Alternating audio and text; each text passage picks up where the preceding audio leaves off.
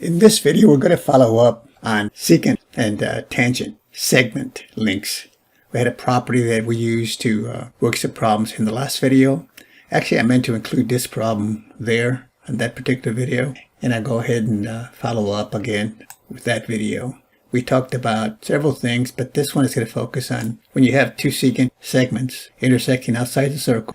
This is the vertex, and then they intersect the circle in two places. It forms what we call an outer part here, which is denoted by A for the first secant, and C, this length here from this vertex to the circle, is the outer part. And then we call the whole segment, in this case would be A plus B. Add these things up, that would be the whole segment for the first one, and for the second one it'll be C plus D. So it simply tells you that this is always going to be true. The whole segment of the first secant multiplied by the outer part will always equal to the whole segment of the second secant multiplied by the outer part. And we did one kind of like that. This one's a little bit different.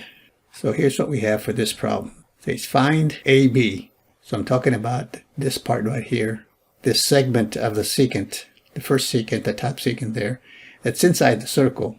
And then from this point B to C, that would be the outer part. So it gives me the information that I want to find the length of AB if the total length of that segment is 10.8. So from A to C, that's 10.8. And then DC, the length of DC, that would be this outer part of the second secant segment. From D to C, that's 4.5. And then the inner part of that secant segment, from D to E, that's 10.5. So let's put this together. We have to set the equation up.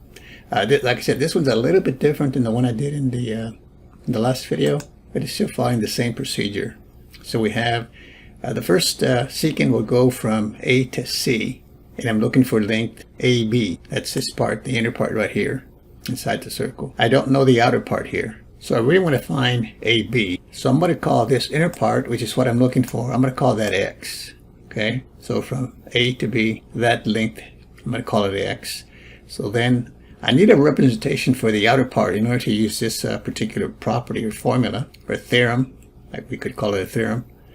So we know the total length of this secant is 10.8. So if I call A to B X, then this part right here from B to C, that would have to be 10.8 minus X.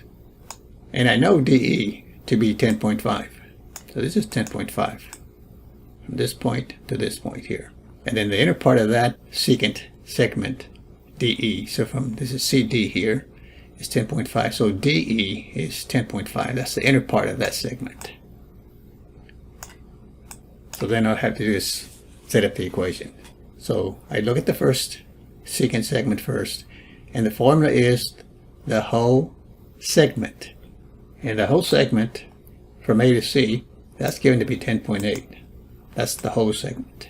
And that's multiplied by the outer part. Well, that's denoted by 10.8 minus X. And then we do basically the same thing with the second secant segment. So its product on the right side then has to equal to the length, or the whole segment length, which would be 10.5. And so I got this. The outer part is DC. This is 4.5 for the second secant.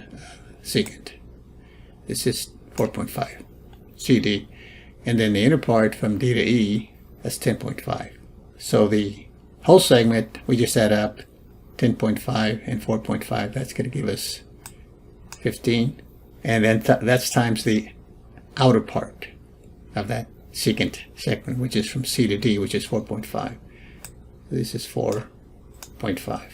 And then we just multiply, distribute here, 10.8 times 10.8, and then 10.8 times the minus X.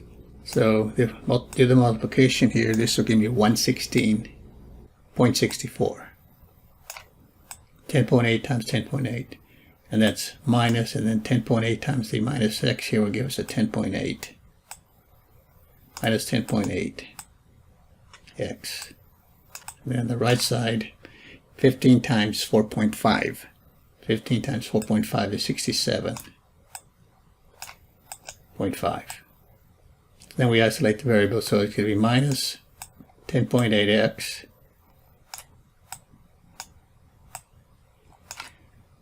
And then we add a minus 116.64 to both sides. So we're trying to solve for x, so we isolate the variable.